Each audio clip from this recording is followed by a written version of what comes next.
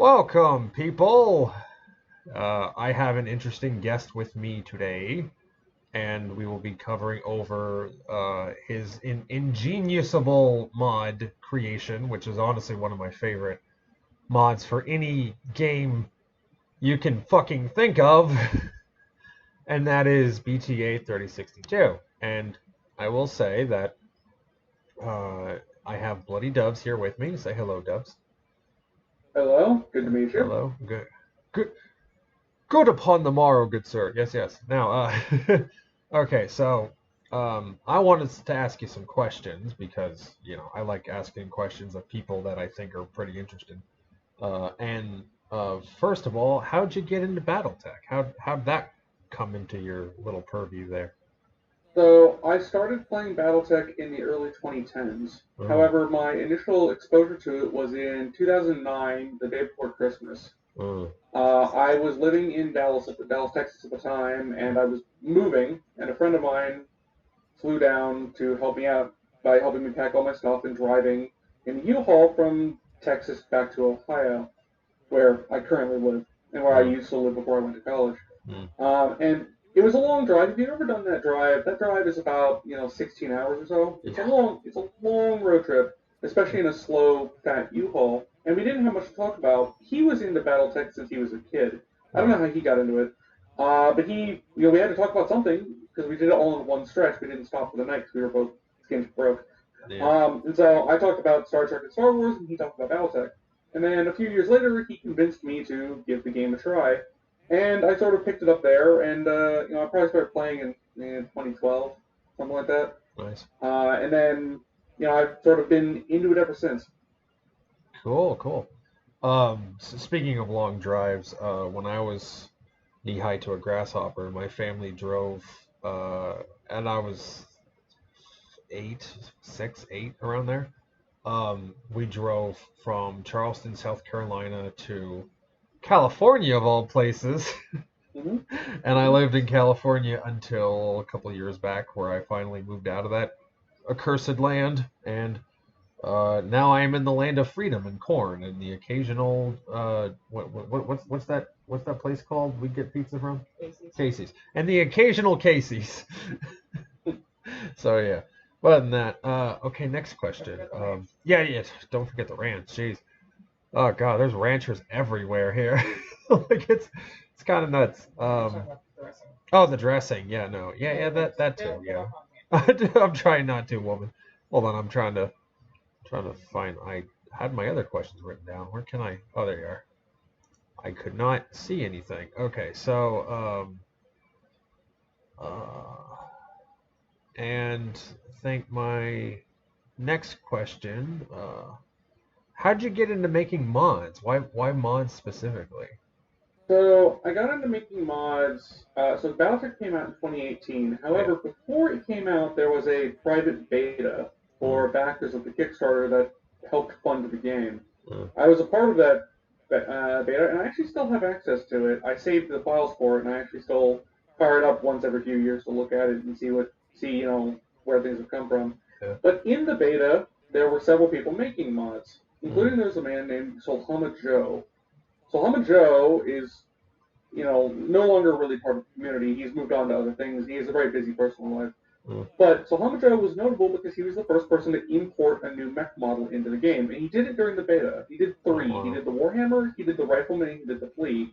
He also did a few others, but those are more complicated, and I don't need to get into those. Yeah. Um, Joe also wrote his instructions down on a now defunct website that you can't access anymore.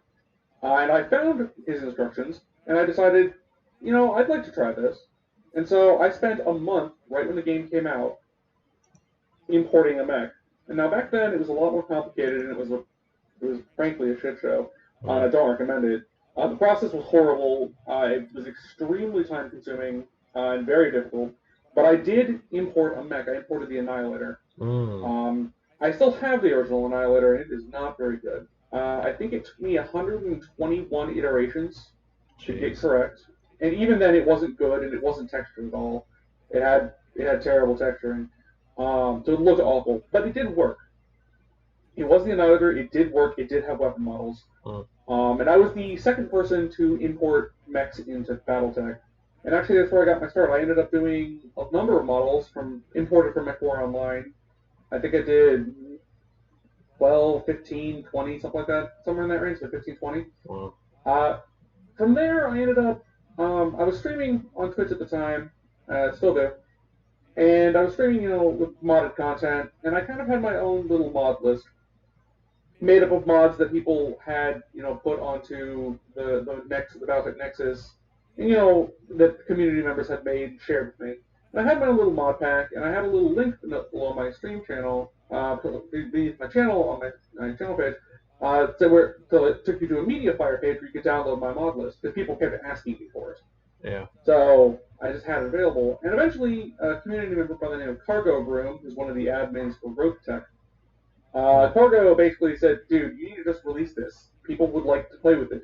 Just pack it up and release it. Yeah. And I debated it for a while, and then in June of 2019, in June 2019, I ended up packing it up and releasing it as BTA, and it became perhaps it's immodest of me to say, but it became, a gangbuster success, and it's gone on to grow immeasurably.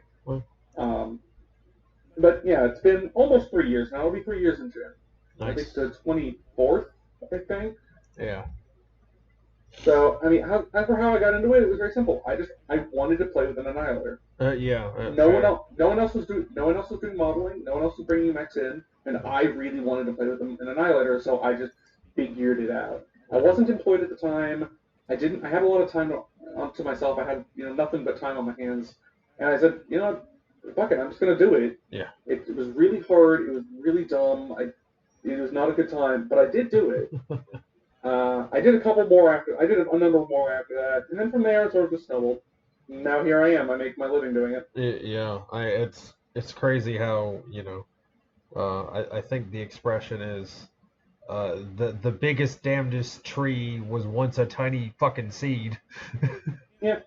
But little less creative on the language, but still, about the same expression. Yeah, it's it's surprising what you end up getting into and where things take you. Yeah. So about BattleTech as its own little sphere, as it were. What about like anything specific that you just love about the franchise or love about I like a lot of things about BattleTech. I'm familiar. I play tabletop with my friends. I've played MechWarrior Online, MechWarrior 5, and Harebrained Schemes BattleTech. Yeah. I've looked at the older games. I haven't really played any of them. I've played a little bit. There's a fan project being made called Wolves that's effectively Mech Assault 3.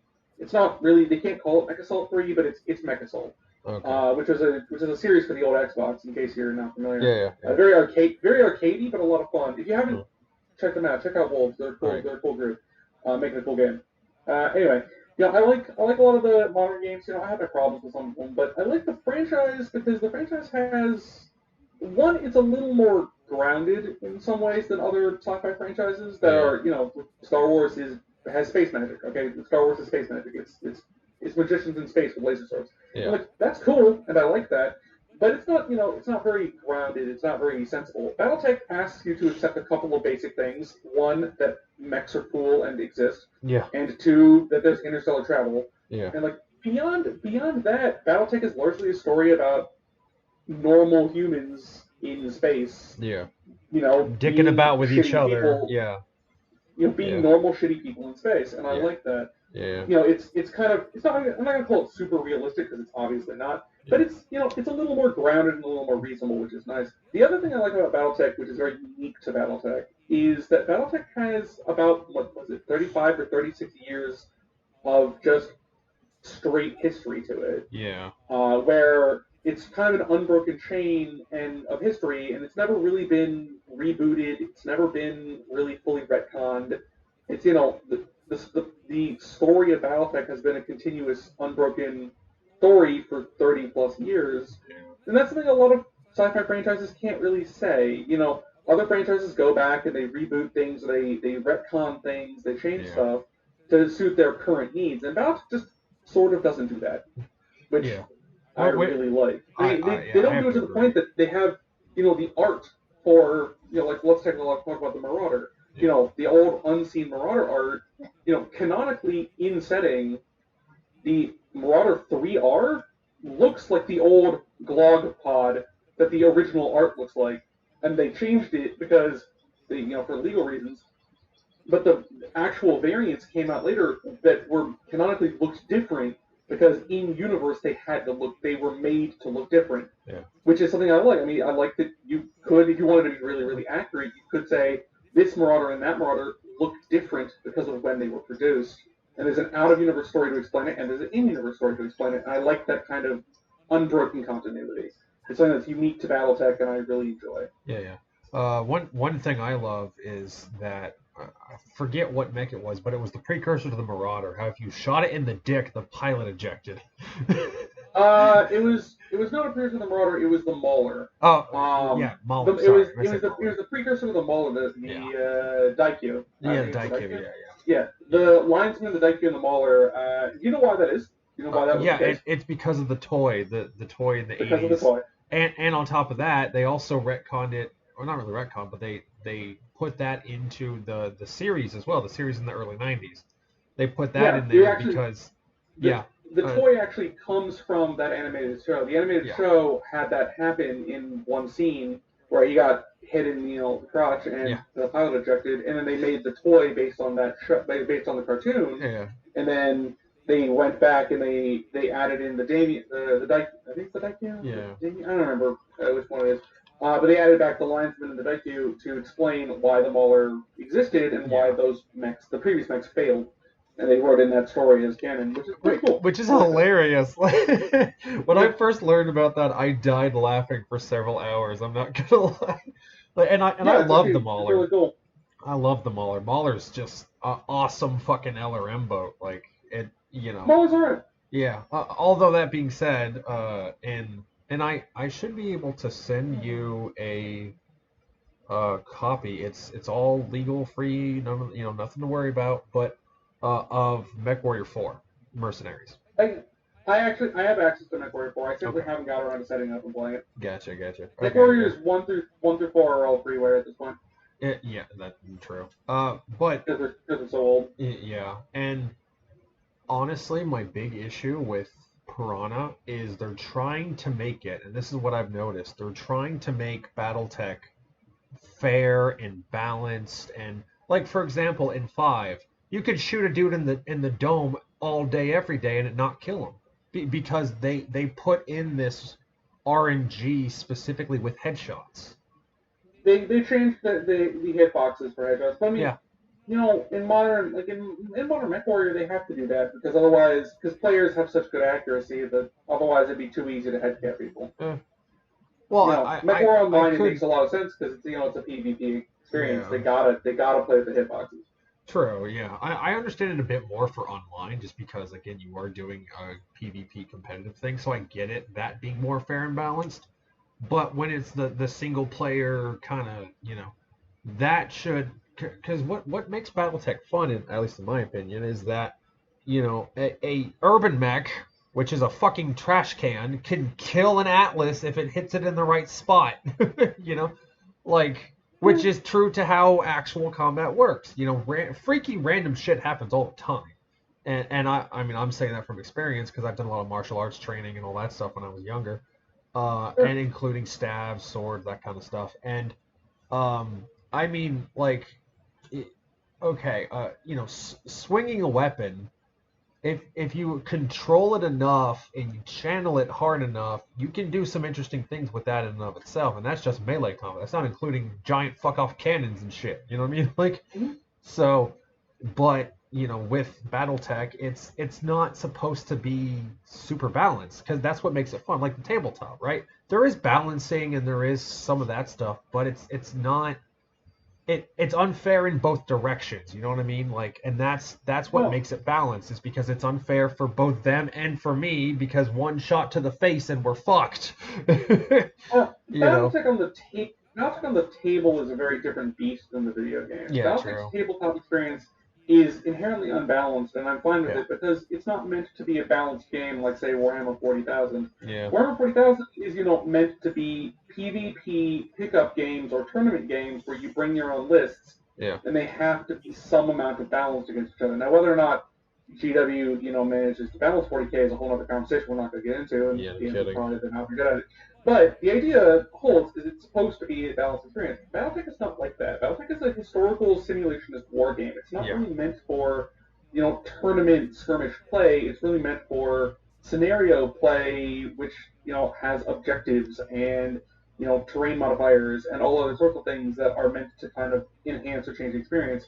The clans, clanners are supposed to play by Zellbringen, and, other people don't. But clans are supposed to play by Zell, and Zell is a serious handicap. If you're playing the clan invasion really properly on a table, you're supposed to show up with a clan star, and there's supposed to be 2 or 3 lances of intersphere mechs, and you're supposed to go, okay, my adder is going to challenge all 4 of those bugs. Yeah. And I'm just going to one for you, because that's what the clans actually were supposed to do, and that's how they're supposed to behave, and that's the balancing mechanism. Yeah, my adder outclasses all of them, but it's 4 to 1. That's supposed to be the balance change. You have 4 mechs, and I only have 1. And the video games can't really replicate that. You can't really go into MechWarrior 5, and even if it was clans, you can't really have Zell. Like, it's not really a thing. And that makes it they have to balance on other axes. I'm not going to say Plano does a great job because I don't really know that they do. But I think I think they're trying to do something interesting, and whether or not they succeed is up for great debate. I generally don't think they do a great job, to be honest. Sorry, Piranha. I have to agree with that, and some of it I understand with online specifically. Some of it I get, but at the same time, the mechs are supposed to be giant fuck-off machines. As you mentioned, it's a simulation. It's not a Twitch shooter. It's not Call of Duty meets mech. It's it's giant robots moving with giant gears, grinding and shifting and turning and tweaking and all this other shit. Like it's supposed to feel like I'm moving a giant hunk of metal. It's not supposed to be as solid and smooth as like a martial artist doing ballerina moves. You know what I mean? Like, it's not a hero. It's not a hero shooter. It's not a Twitch shooter. It's, it's a slow mech simulation game, which there aren't really any examples of anymore. I mean, MechWarrior is kind of the last pull out here. Yeah, true. There aren't really games like this anymore. It's kind of MechWarrior or nothing. Which means mostly nothing. Yeah, no kidding. Jeez, I mean, there was Armored Core, there was all these other games, but back in the bygone age of 10 years ago, and when was the last Armored Core game? Fair. It's been forever. I mean, there aren't there's rumors that another one is coming, but we'll see that when it happens. A lot of those games sort of don't exist anymore. They've come, they've gone, they've done their thing. Yeah, exactly. Gaming has kind of left Battletech behind. Now, I'm actually kind of okay with that. To be honest with you, I sort of don't mind. I think it's fine that there exists, Battletech is kind of a relic of golden age, of a bygone age. Whether it was better or not is up for viewer discretion. But I think it's nice that it exists and nice that it's still doing its thing. Tabletop is like that too. I think tabletop. I mean, if you played, tabletop is a relic of the '80s. It's very much a 1980s war game, and it's not like modern games at all. I see that there are new people come to Discord all the time and say, hey, I want to get into tabletop, and I'm like, okay, you need to be aware of what you're getting into because it's not like a game you've played before, unless you've played old games like Federation Commander, or really classic '80s war games. Battletech's just not like anything else. There's nothing on the market today that plays like Battletech does, and people should be aware of it. It's a slow game. It's meant to be slower and to take a long time and to be weirdly simulationist about stuff. Now, you should be aware of that. True. Now, one thing I love about BTA specifically is all the shit you added. Sweet zombie Jesus. Like, holy God, man. You could swing a dead alligator and you still couldn't hit all the mechs. So, like, we have all kinds of stuff. Yeah, all kinds of stuff. Like, clan mechs, mechs no one's ever heard of. Giant quad mechs. Yes, quad mechs are a thing for those who don't know. I know you've never seen any of the damn games, but they are a thing canonically. Now, actually, to be very super technical, there has been a quad in a BattleTech video game before us. Oh, okay. MechWarrior 2 Yeah, MechWarrior 2, like 30 years ago. Yeah. But MechWarrior 2 had a cheat code you could put in on the menu to get access to the Tarantula, which is nice. light quad mech. However, it didn't play any different. I mean, it looked different, but it didn't really play any different. So it's not really like a super big deal, but it does technically, there has been a quad in a video game before us. Okay. However, we're the first one that made like actual mechanically unique quads. Yeah, definitely. So, that one doesn't really count. But, technically for people who were listening, it has happened before us. Okay. Well, fair. It's good. It's good to cover your asses legally. I totally understand. Yeah. Yeah. No. If everyone's got access to MechWarrior 2, you can find that cheat code online, enter it in, and play with Tarantula. Yeah. Cool. Nice. I mean, now I had a little issue. I'm going to tell my little story about the installer. Essentially, I have an external drive, and I have my computer doesn't have a whole lot of data storage on it. So essentially, what I did was I transferred, I downloaded everything onto the external drive, and then when I tried playing it with the external drive, both BattleTech and BTA installed on the drive, it played like frozen molasses. It would not speed up at all, and it took so long. I just said screw it, and then I had to transfer my modem, which had 70 gigs worth of stuff on it, because that's the only way you can play Skyrim. Let's be real. And then I transferred that to the external drive, and then I brought BTA and the actual game BattleTech back onto my computer. But what I found out is that with the installer, actually, let me look at the installer. There's a specific button that says install target, check out workspace. I had to go into advanced mode, and I think I hit something. I forget what it was, but settings reset. I hit settings reset, and then it changed the checkout workspace to OneDrive Documents BTA cache, right? It changed to that, and then I had to transfer the BTA download cache and the cab cache. Remember that, guys. You need both caches to then put it into the install destination folder, and then it ran like a dream. So you have to have both. For those that are trying to transfer the files from one drive to another, you need both cab cache and BTA cache in the same folder, and then it should be able to run and recognize it just fine. So when you're doing those kinds of complex maneuvers, this is the sort of thing that happens. Yeah, exactly. You make it as painless as possible, but when you're manually shifting things from drive to drive, there's going to be some complications. Yeah, no, definitely, yeah. And I just wanted to make that clear because that's something I experienced, and if I know a little trick, I want to share it with people. So we do also have a fairly robust support team on Discord, so people can come if they have installation problems, and we can help them out. Yeah, definitely. Yeah, I've often wondered, what does the import pre-cache? Is that something that you guys do, or what?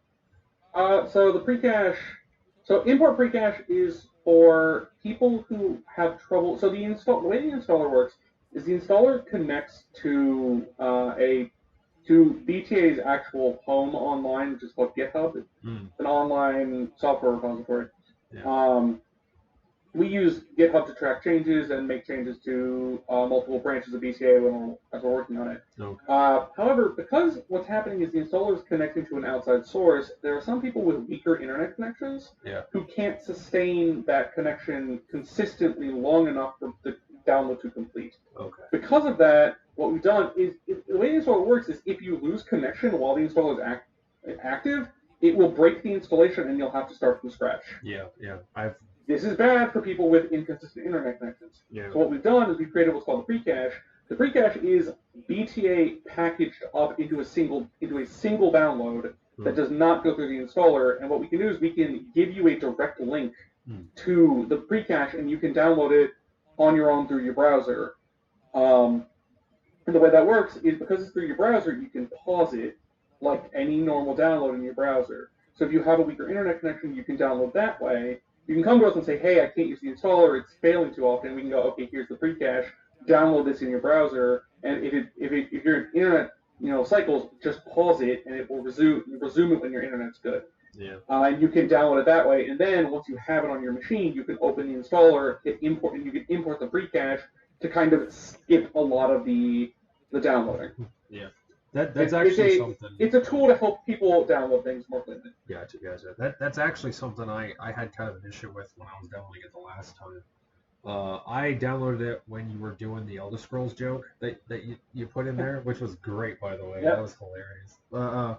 Yep. So 13.10.6. Yeah, that was fun. But anyways, so I did it with that, and basically what would happen with really long downloads, I fall asleep. I let my computer do it, and I just fall asleep. That's usually what happens. And the first couple of times, I would wake up expecting it to be done because, you know, I sleep like a fucking hibernating fucking bear. And, you know, well, I was going to say something else, but that's beside the point. I don't think you'd get mythology jokes, but anyway. So, and, you know, I was trying to do all that, and then I wake up, and it's like, oh, was unable to download, had to error, and then it's like, oh, BTA resetting, and I'm like, ah, fuck. So I did it a couple times, and eventually it worked. It just, that first hurdle is a little tricky, I've noticed. The very first cache that is downloaded tends to be a bit of a slog, but everything after that I've never had any troubles with all the times I've downloaded. As long as you don't delete the caches, the first download is the only really dangerous one. Yeah, exactly. The later cache downloads, so the cache that what the installer downloads is a cache, and then to make BTA in your mod folder, it actually copies the cache. Oh, okay. So you technically have two versions of BTA installer. One of them is actually installed to your game, and the other one's in the cache with all the files there. So once you have the cache, as long as you keep it, the next time you run the installer for an update, it'll just go through and say, okay, what files are different? Yeah. It'll pull just those, and so it's much faster because you have the bulk of it already downloaded. Then it will copy everything over into mods, and then your game is good to go. Excellent. Yeah. Let me check my other question here. I have it all written down. I'm professional. You did mention that the future plans are very up in the air, and we can't talk too much about that. Getcha. With BTA, I tend to not give hard estimates and guidelines for what is coming in the future because not everything is actionable. Yeah. I do know some of what is coming. There are some things that are coming in our next couple of patches. In our next patch, I don't really do more than one patch at a time. Yeah. Which will be exciting. People will be excited for it. But our next patch, we just released a patch recently. Yes. Our last patch was last week. Yeah. So it was last week, right? Yeah, yes. 15th. About so there, yeah. I'm not gonna be releasing another patch for probably the rest of the month. But we'll probably get partway into May before I release anything else. No, I get you. Yeah, that's probably your safe bet there. Give us some time to, because with updates and everything,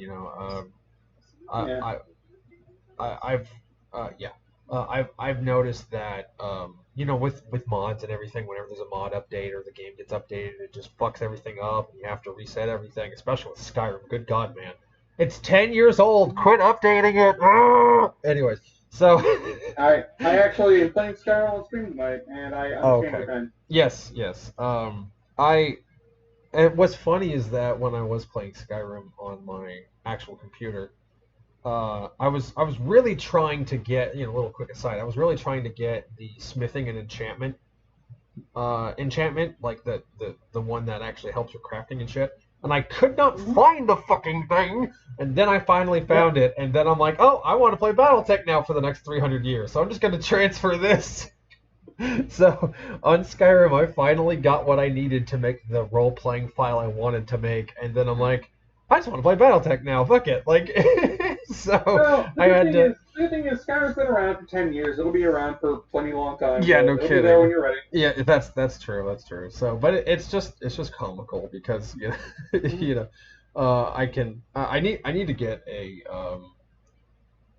SSD, I think is what it's called. I need to get one of those. Yeah. A solid state drive. Yeah, solid state drive. Yeah, that's what I need to get. But my computer was made in the land of beer bug and soy protein and labor forces. So and human human organ harvesting. Fuck. I'm dyslexic in my brain, I promise. But no. So yeah, any what kinds of mechs? Like, do you like the big fucked up looking ones? Do you like the neat kind of, you know, So, the moderate you know, looking ones, or what? for favorite mechs, I actually liked quite a few because I've been playing Mm. for a while. I actually have come to really enjoy a great many mechs. Yeah. It's hard for me to pin down a single favorite. I mean, my go-to answer is if you pin me down and say what is your exact favorite mech and variant, I will always go with the King Crab 001, the Clanbuster Mm. King Crab. Nice. Because the first big tabletop campaign I played with my friends was the Battle of Tukid, Mm. and we played Comstar, and Yeah. we fought the Novicat campaign, Nice. and my three mechs, me and the other player each had three mechs. Um, my three were a King Crab 001, a customized Hunchback with a Gauss rifle, and a Victor 9B with the AC-20. Oh, nice. My Victor ended up dying relatively soon. Yeah. It's a Victor versus the clans. It didn't have a great time. Yeah, no kidding. However, our strategy essentially revolved around what we called Gauss Mountain, which was, so for those of you who don't know, the King Crab 001 has two Gauss rifles. Yeah. And so what we did is we put my pilot in the King Crab and my pilot in the Hunchback on top of the tallest thing we could get them on top of, and we just played King of the Hill. And Nice. we just gunned down clanners as they ran at us. Nice. The best part is my pilot in the King Crab had a special pilot ability, or SPA, called Sniper, that makes your ranged penalties half as bad. Oh. So at long range, at max range with my Gauss rifles, I'm still hitting on like 7 on 2d6, Nice. which is just absurd. It's just absurd. Normally you'd be hitting on like 9 to 11, and I'm hitting on like 7 or 8. Yeah. It's ridiculous. And it cemented a strong love in me for that mech. Cool. I like quite a few mechs, to be honest with you. Oh, yeah. In BTA specifically, the things I'm probably the happiest with on the clan side is probably the Grendel. The Grendel is a weird 45-ton clan mech. Most people sort of overlook it. Yeah. It's not super great.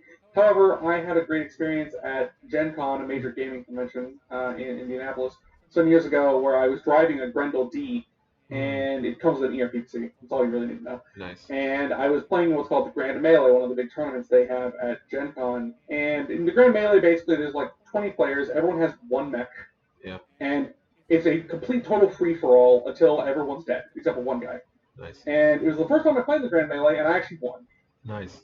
I rode that Grendel to victory because I got down to like the last couple of opponents, and I was always just hopping around, shooting with the ERP, and they just couldn't. The last enemy was, I think, a Turkina with ATMs. And he was close to out of ammo, and he was simply too slow to catch me. Nice. He's a 3.53. I'm a 7.11.7. Like he couldn't catch me, so I just like picked him apart. Yeah. And the player got really frustrated, and it was really hilarious. Yeah. He's like, "Why didn't you come fight me?" And I'm like, "Why would I come fight you? Like, I'm just gonna pick you apart with an ERP." But like, it's not breaking clan rules. I'm allowed to do this because you're too slow to catch me. Yeah. Which is hilarious. And then my favorite, Innisphere stuff for in BTA is actually the quad mechs. We only have two right now. We have the Vargas and the Goliath. But I love the quads. I love that they're in the game, and I like them a great deal. They make me kind of happy to see and happy to play with.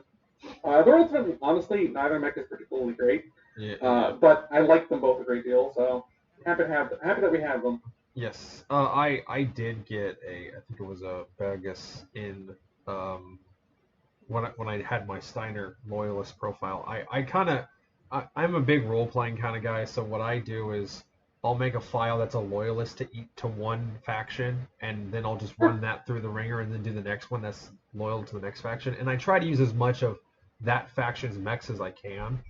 But with BTA, that's kind of tricky unless you like specifically go to their faction store, like specifically. The idea was with the larger faction stores was to give them a wide spread of things that are emblematic of that faction. Yeah. So the Lyrans have the Fafnir and the Vargas and the Star Slayer and the Sentinel and a bunch of other mechs that are very Lyran in design. Yeah. Commando, I think they sell one of the Uzils. They sell a bunch of good stuff. And can I just say for the record that the Falcon looks like a 1980s toy you get in like a cereal box? It does. It really does. It really does. Holy cow! The Falcon is pretty. Yeah, sorry. It's very 1980s. Like it's awesome. I love the 1980s retro future kind of thing that goes on because there's not really internet. Really, I mean the clanners kind of have internet, kind of, sort of. They have their own HPG, kind of, sort of. I mean they have the chatter web, but it's not quite the same. But yeah, it's not quite the same. But other than that, there's not really like it's the 1980s rendition of what the 3000 would be, which is what I love about it because I mean that's when we had a fucking society, God forbid. Like Battletech is the future of the 1980s. Yeah, exactly. And like for example.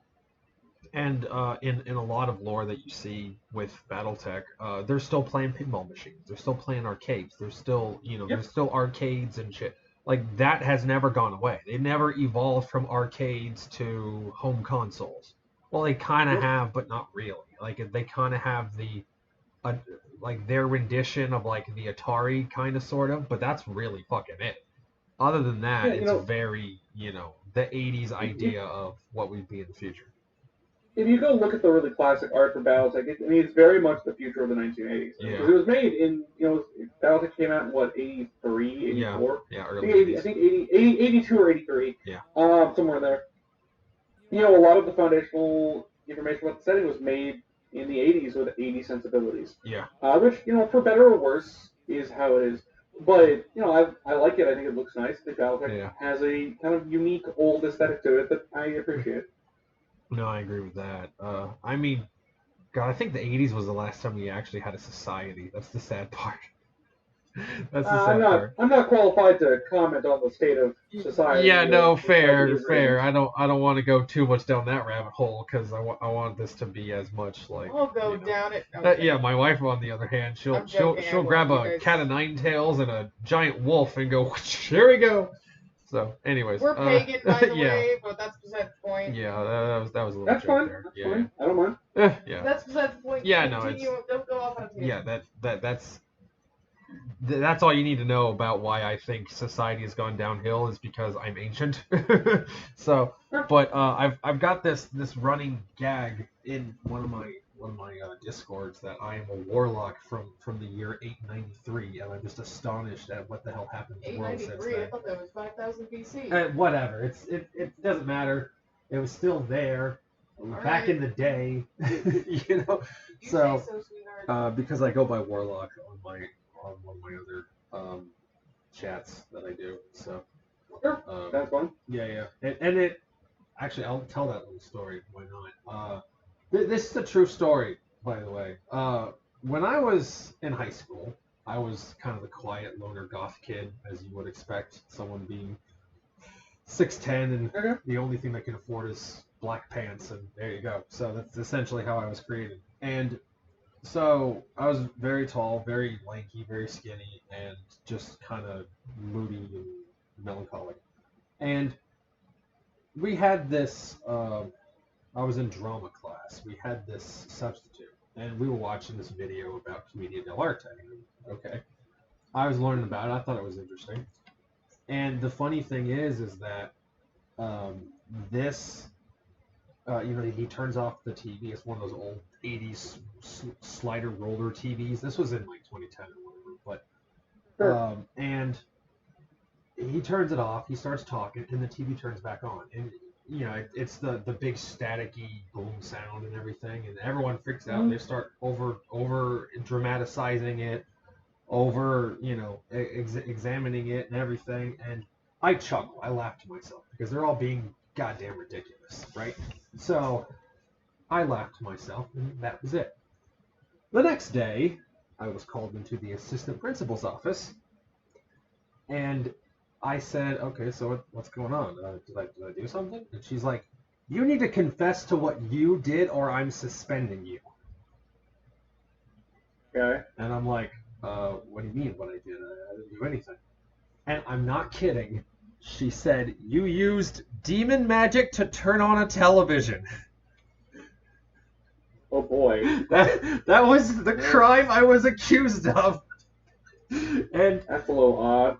Like, and it's funny because that woman was a very big, I don't know if BLM was around at the time, but she would have been a big supporter if they were. I don't quite remember that far back, but she was a very big, I think they call them race realists, I think is what, something like that. I don't know. It's some sort of race thing. I don't know much about it, but she hated white people, fucking hated white people, and would specifically punish white people, especially if they did anything even remotely wrong to black people. Even if it wasn't what she thought it was, she would punish the white person essentially for invoking the ire of whatever, chocolate delicacy that happened to flow through her door that day. And as a result, even the Hispanic kids hated her, right? Because she was even a dick to the Hispanic kids. And, that whole thing happened, and she ends up getting escorted off of school premise. This is after I left the school.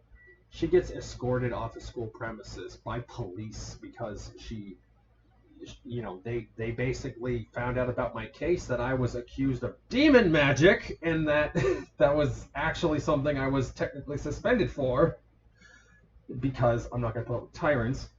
And next thing you know, it gets put in front of the school board in California, and she loses her job and all that fun stuff.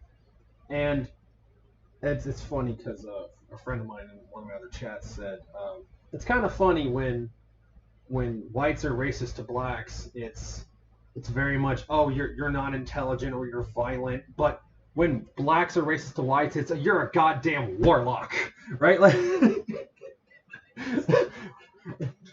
It's like, what? But yeah, no, that's a little fun story aside.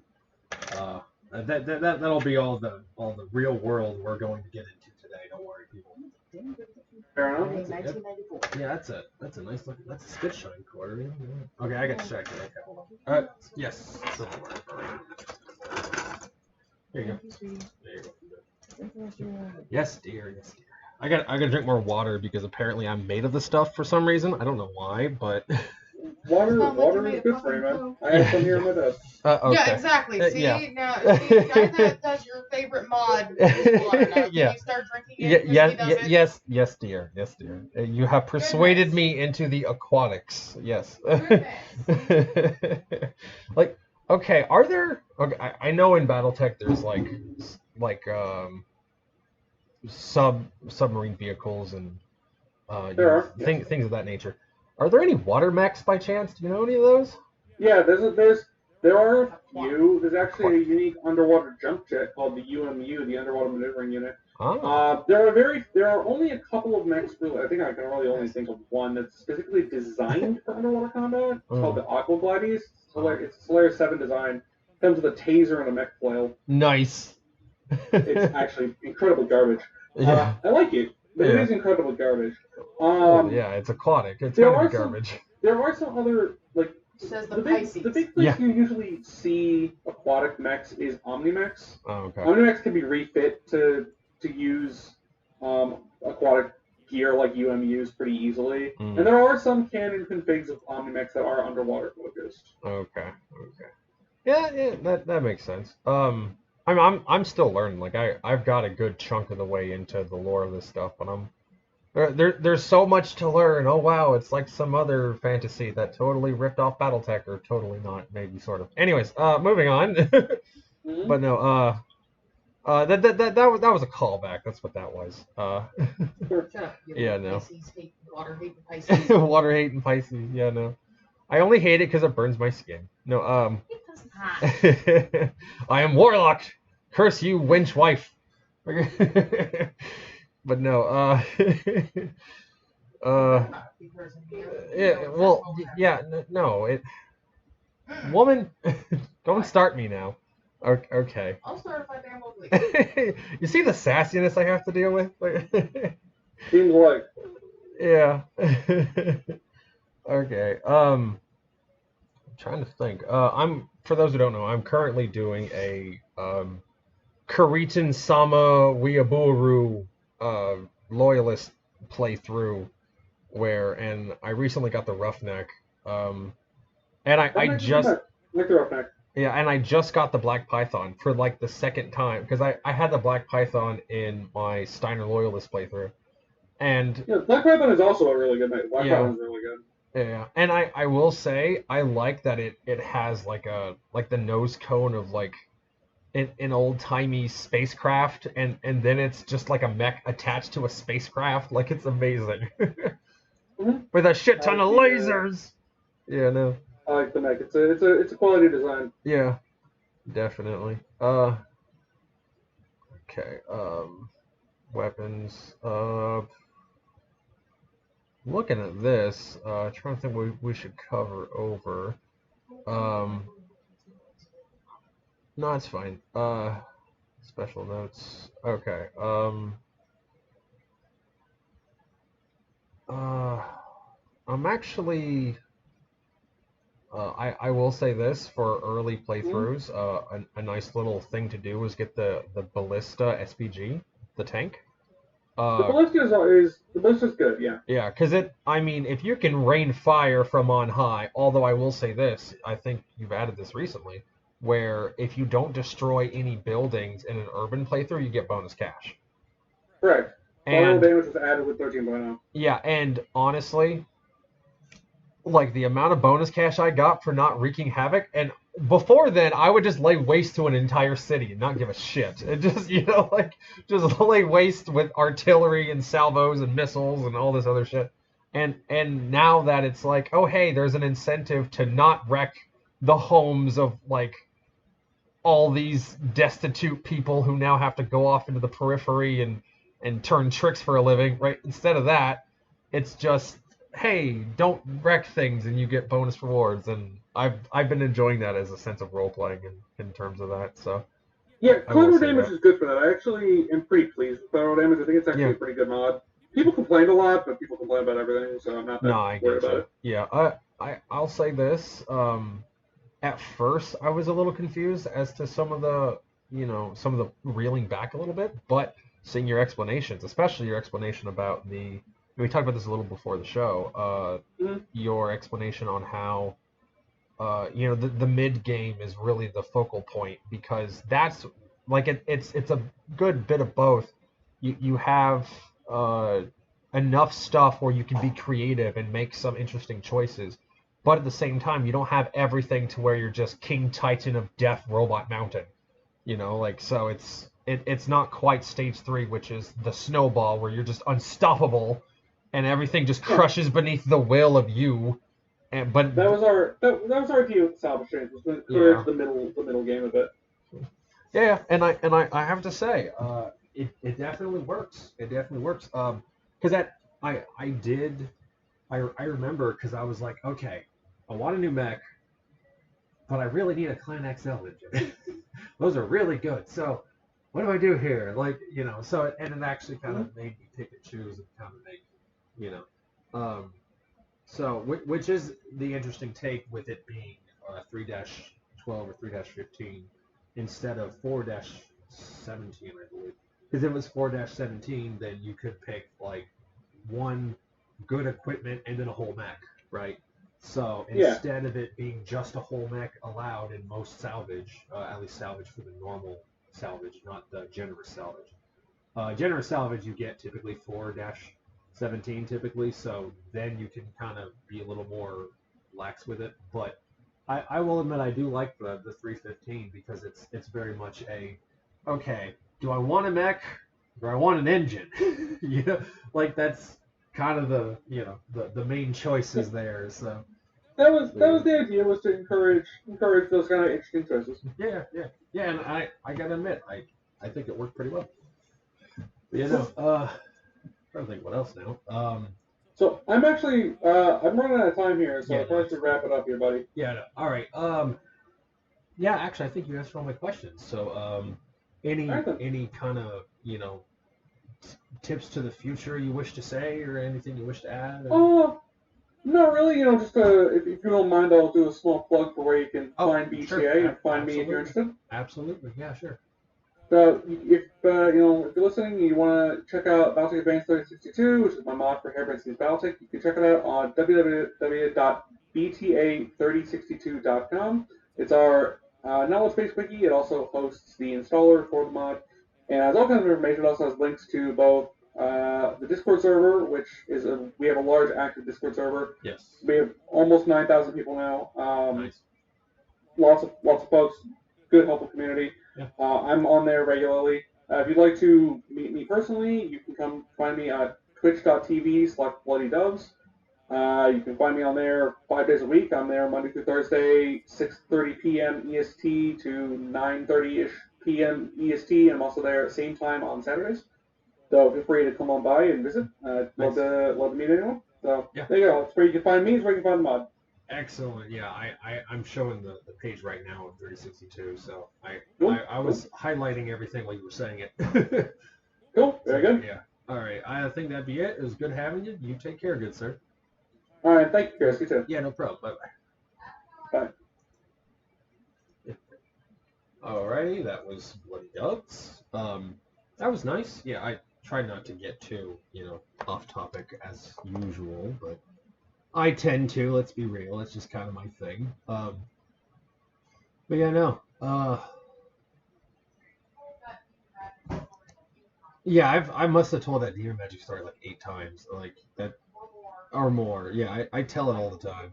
It's one of my favorite stories, honestly. Like it's really my goth story, is what it is. Like it's my living as a goth story. That's what it is.